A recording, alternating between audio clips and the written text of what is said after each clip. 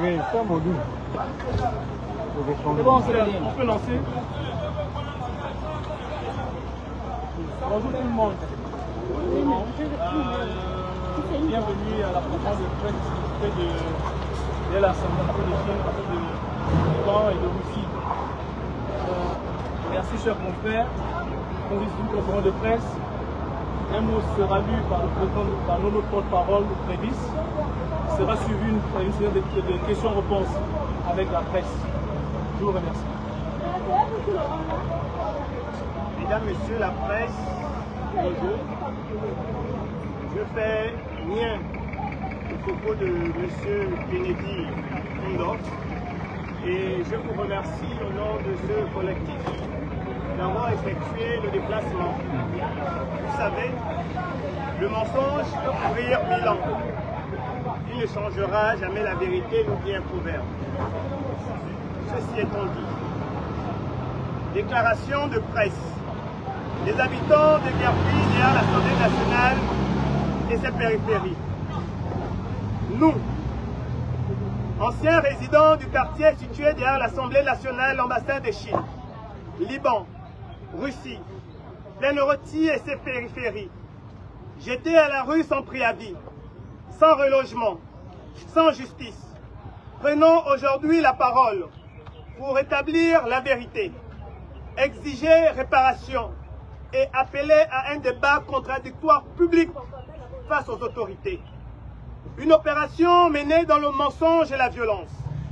Le 4 juin, à l'aube, nos maisons ont été détruites comme des vulgaires abris de fortune, alors qu'elles abritaient depuis des années familles, enfants, anciens combattants, fonctionnaires et citoyens paisibles. Aucun respect des droits humains, aucun accompagnement social, aucune compassion. Et aujourd'hui, on ose nous dire que nous avons tous été indemnisés. Si ces indemnisations sont réelles, qu'ils sortent les listes, qu'on publie les noms, les montants, les procédures. Nous n'avons rien reçu. Le peuple réclame des preuves, pas des déclarations à la télévision. Nous vivons là depuis des décennies, en toute transparence. Nos constructions étaient visibles, stables, encadrées par l'organisation administrative de l'État lui-même. Un chef de quartier y était installé, reconnu et payé par les autorités. Des bureaux de vote y sont installés à chaque élection. Des factures d'eau, d'électricité et des taxes locales y sont prélevées. Certains habitants ont des documents fonciers.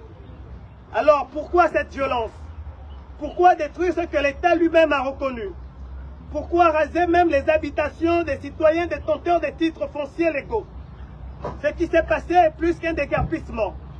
C'est une violation des droits constitutionnels, une attaque contre la propriété privée et une humiliation collective.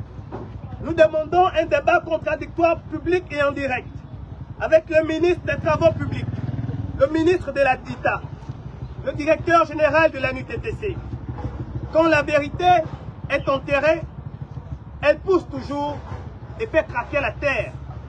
Qu'ils viennent nous affronter avec leurs chiffres. Nous viendrons avec nos cicatrices.